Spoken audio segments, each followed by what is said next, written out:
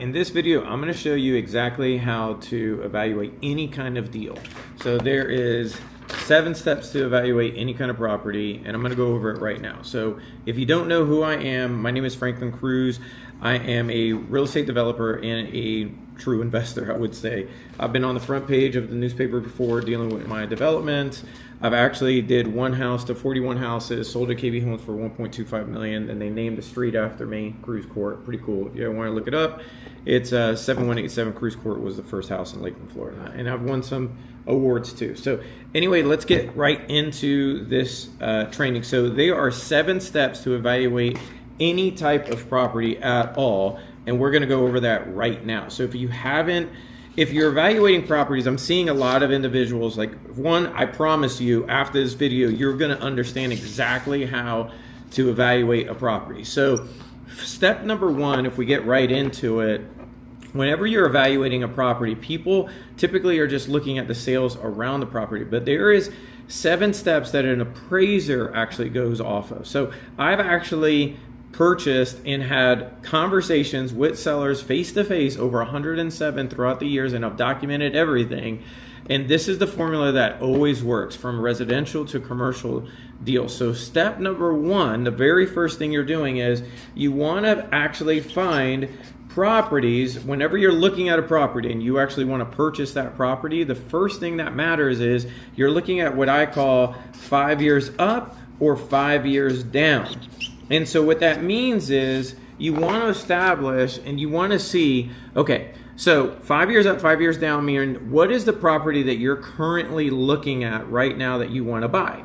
Okay, so if that property was built, the year built was 2000, that means the only properties that you're looking at that is going to be a comp, this is per an appraiser, is going to be properties that are up to 2005 down to 1995.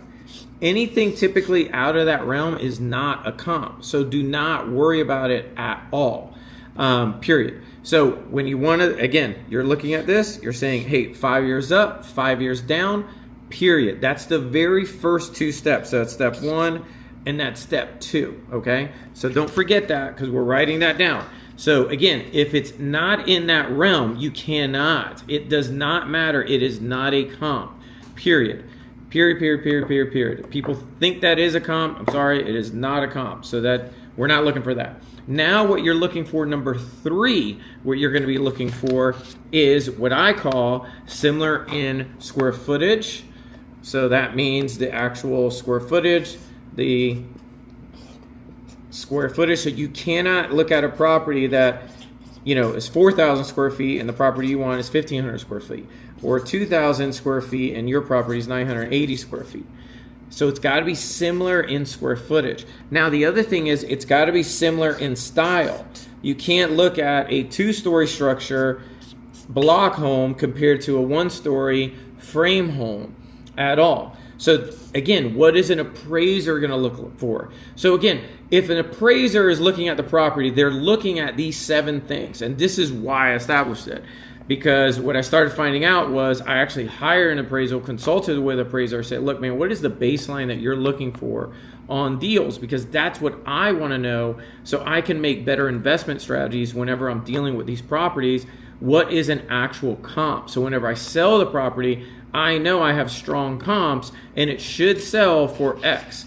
And typically I'm not wrong. Even in this market, on this market, the easiest thing to look at is to say, how soon did that property, which I'm going to get into now. Okay, so actually that's what I'm going to go into last. But right now it's called upgrades versus downgrades. So again, we just went over 5 years up, 5 years down, similar in square footage, similar in style, right? So now we're going to go into the next thing, what I call, you've got your upgrades versus downgrades. Now, how do you even know that? So I personally like still using the MLS for comps, or if you don't, if you can find what I just said, again, 5 years up, 5 years down, and you're going to look for that in Zillow or whatever, then what you want to actually find is you want to look inside the properties, and you're looking at the perimeter, the outside, the exterior. So exterior and interior is extremely important. So why am I looking at that? Because you want to see, is the property that you're buying, is it an upgrade versus the comps that you're looking at, or is it a downgrade? Period. Again, these are extremely important factors. I actually just had a client not that long ago that she just had no idea. Well, she kind of had an idea. She was looking at comps, but she was kind of winging it. And she got lucky because some of the comps she was looking at was actually good, but the other ones were not. And so when I factor this in, I said, look, you got to look at upgrades versus downgrades. So basically, does the property need a new roof? Does yours have a new roof? Does the property need a kitchen? Does yours have a kitchen? Is the bathroom upgraded? Is yours updated? When was the roof actually changed out? That's a big thing now for insurances as well. Don't get tricked up on this. So if you're getting a mortgage or you're paying cash, be leery about this. But if you're getting a mortgage or you're wanting to sell it to somebody getting a mortgage, that the insurance is now requiring, typically that roof needs to be at least 5 years old or younger. So that's kind of a big deal. You want to definitely double check when it comes down to, again, property values. This is exactly what the appraiser is looking for. So if you're buying it, you're one day going to resell it. There's typically a lot of people don't have that forever home at all. So usually when you're going through your housing journey, basically it looks like, hey, small house in the beginning because you have no kids, then bigger house when you have kids, then smaller house again. I went through the same thing. I have a 16-year-old and 23-year-old. Then you want to downgrade again because you're like, you got all these rooms and nobody's there. So why do I have that, right? And then you downgrade again into a small house, and then hopefully you stay in that house and you don't go to a retirement home like I used to work at when I was in high school. So anyway, we don't have to talk about that. So again, upgrades versus downgrades. You want to see upgrades versus downgrades. So again, you're looking at 5 years up, 5 years down, then similar in square footage, similar in style, and then upgrades versus downgrades. Now the last one is kind of a big deal because a lot of people miss this one. So what you look for in that last item, number 7, okay, so we're at the last one, and we'll do this one in gold, right? So what you want to look for is if your property is in this radius, right? Let's say that this is your property here, right? And now what you're doing, man, I don't know if this shows well, I'm sorry. So what you're doing is you want to see what has actually sold in the last 6 months, right? And it's got to be within that radius of the property. So it's had to have sold within the last 6 months. So it's not something that, oh, well, that property sold 2 years ago or a year ago. No, I'm telling you, the appraisers are looking for specific things when it comes down to purchasing or selling the property. They're looking for these things. So this is the 7 things. So if we go through this one more time, okay, on how to evaluate a property, and really there's 7 steps to it, okay? So step number 1, check for 5 years up, 5 years down, okay? And you can look this up on Zillow as well if you want to, but you're gonna have to do some deep research. If you have somebody that actually has MLS access, you let them know the parameters and see if they can send you what I call a comp report.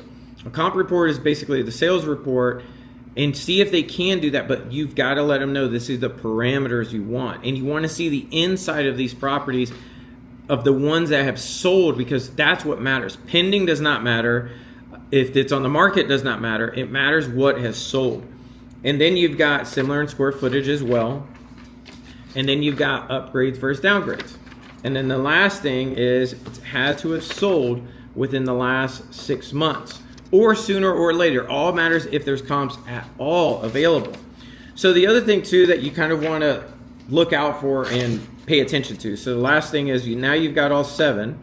So what is the definition of appraisal? So the definition of appraisal is it's an opinion based upon those 7 factors that we just went over right now. So just remember, your goal is to get the strongest opinion from the appraiser with facts. So you don't want to go over there, you don't want to sell your property and you're just like, man, now what's the property gonna actually appraise for? You could actually do your own research if you're selling the property to see what is my property valued at right now, and it's always based upon those 7 things. So if you go off of those 7 things, you're going to be more than fine. If you don't go off of those 7 things, you're going to be surprised on what the property is actually going to sell for, and that's really not the goal. So hopefully this helps. And these are the kind of things that I actually go over here at my office. I do what I call a 2-day intensive. And in that 2-day intensive, we actually go over creative contracts. I call this the playbook. It's over 600 plus pages. You actually get that when you're here. If you're interested in something like that, or just actually applying for it, because I can't take everybody at my office, go to truedevelopers.com. Again, truedevelopers.com. And see if you applied. So we go over a lot of stuff. So it's hands-on, it's deal review as well, learning actually how to comp out properties a lot better. So when you purchase it, learning strategies of land development, new construction, all the things that I've actually have experience on. So, all right, I'll talk to you soon. Hopefully you got something out of this. And again, go to truedevelopers.com to apply. And yeah, let me know what you got out of it. Bye.